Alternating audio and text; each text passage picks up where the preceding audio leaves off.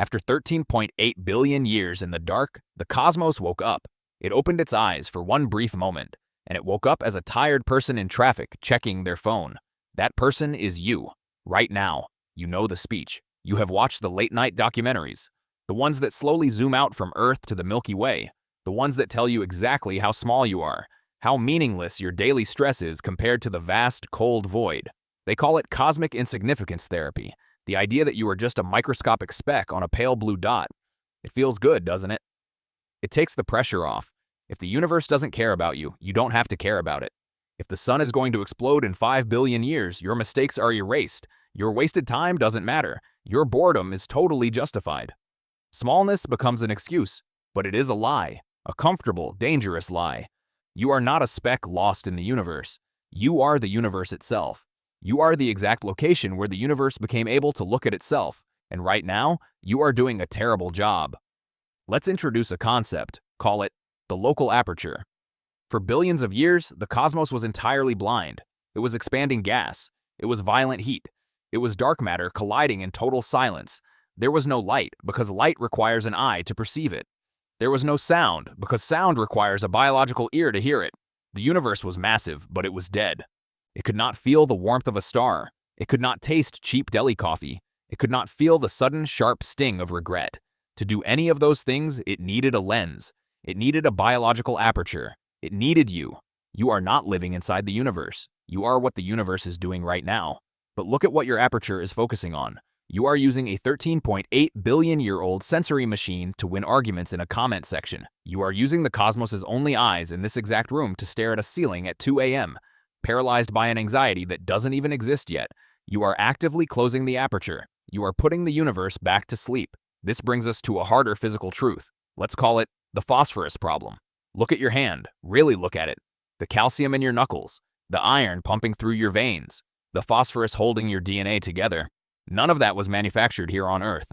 It was forged in the collapsing core of heavy stars. It took cataclysmic pressure. It took the death of entire solar systems.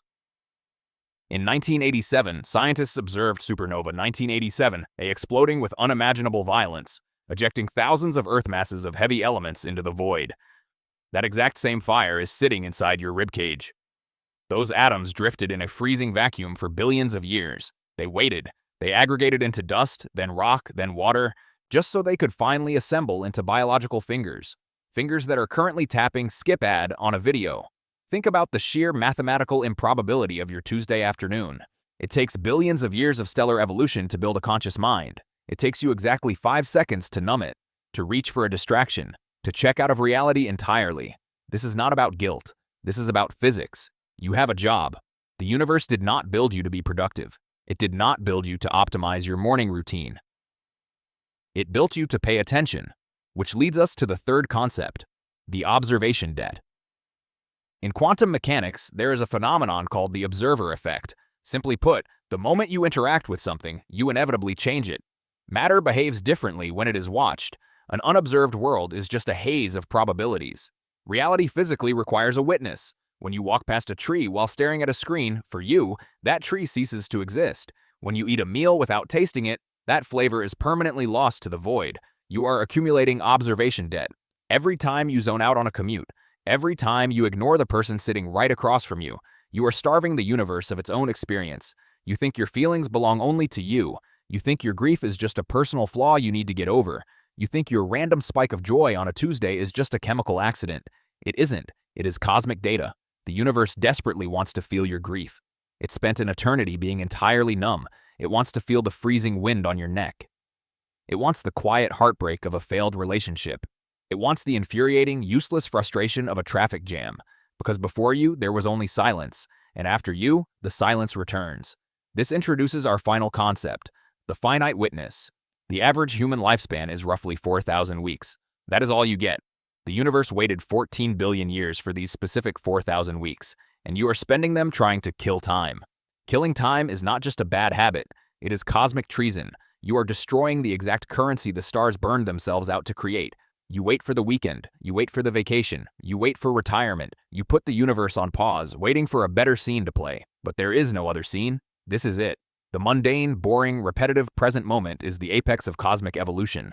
Right now, the feeling of the chair beneath you, the sound of a passing car.